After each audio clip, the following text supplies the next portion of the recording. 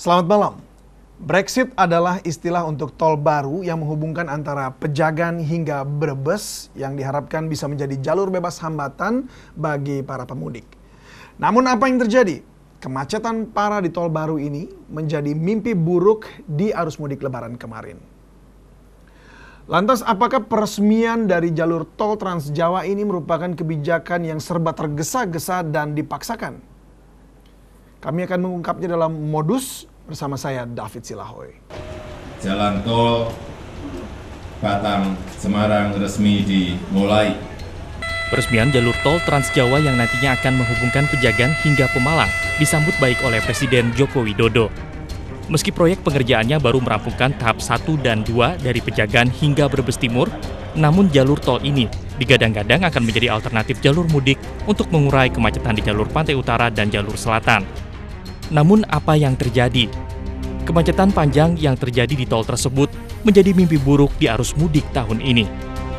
Keputusan untuk menjadikan jalan tol sepanjang 20 km sebagai jalur mudik dianggap sebagai kebijakan yang serba tergesa-gesa dan dipaksakan.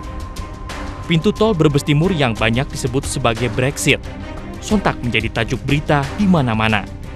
Bahkan media asing pun ikut menyoroti kemacetan parah di pintu keluar tol Brebes yang mencapai lebih dari 30 km. Salah satunya seperti Daily Mail dan Asian Correspondent yang menuliskan kemacetan yang terjadi di Brebes paling parah di dunia.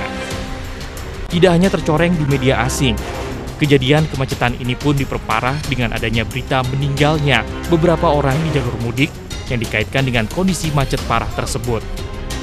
Namun hal ini dibantah oleh Kepala Dinas Kesehatan Kabupaten Brebes dan juga pihak kepolisian. Bukan penyebab macet. Saya garis bawahi itu karena meninggal bukan karena macet gitu. Meninggal karena penyakitnya dia. Pada posisi waktu dia beramai-ramai pulang mudik ini itu sekitar 12 orang. Saya tidak tahu siapa yang memberikan keterangan bahwa ada orang yang meninggal dunia bukan karena kecelakaan. Tidak ada orang yang meninggal dunia dalam kendaraan saat mudik itu, kecuali meninggal dunia karena kecelakaan.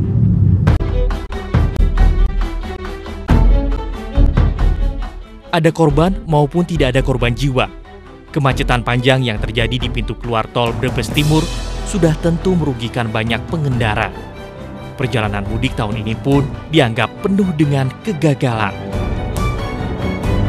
Ya memang belum siap kan, dipaksakan. Saya katakan tadi, tol itu exitnya harus di kota besar untuk mudik seperti sekarang. Jadi sebetulnya jangan dibuka di Brebes, tapi dibuka di Cirebon saja, karena kan ke Cirebon arahnya banyak.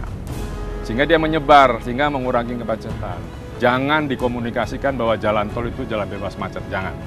Jangan di tengah-tengah kota kecil karena jalurnya pasti masuk ke jalur Pantura atau jalur Selatan. Usahakan itu. Semua teknik ahli tol sudah tahu, tapi ini karena politis supaya Presiden senang mungkin. Kementerian Perhubungan pun tidak mau disalahkan dengan adanya kejadian di arus mudik kemarin. Menurutnya, lokasi dipilihnya pintu tol keluar Brebes Timur bukan menjadi tanggung jawabnya. Itu volumenya 5 kali daripada biasanya.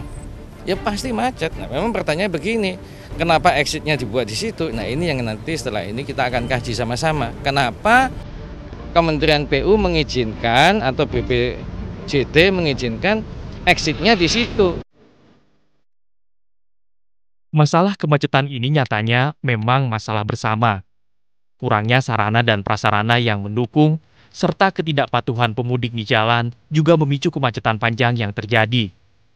Sebelum kemacetan ini terjadi, ternyata pemerintah sendiri sebenarnya sudah memperkirakan kemacetan ini. Setiap rapat-rapat sudah disampaikan nanti di situ akan terjadi kemacetan. Dari jalan besar ke jalan kecil. Jalan besarnya bagus, tolnya bagus, begitu arteri dengan berbagai permasalahan. Sudah saya prediksi. Namun sayangnya, kemacetan yang sudah diprediksi tersebut nyatanya tidak juga memberikan solusi saat horor kemacetan di Brexit terjadi. Ya paling disalahkan ya mestinya pengelola jalan tol gitu loh. Jadi ketika ini yang harus kita perhatikan ya, ketika terjadi kemacetan total itu mestinya pengelola jalan tol harus mengambil inisiatif. Inisiatifnya apa?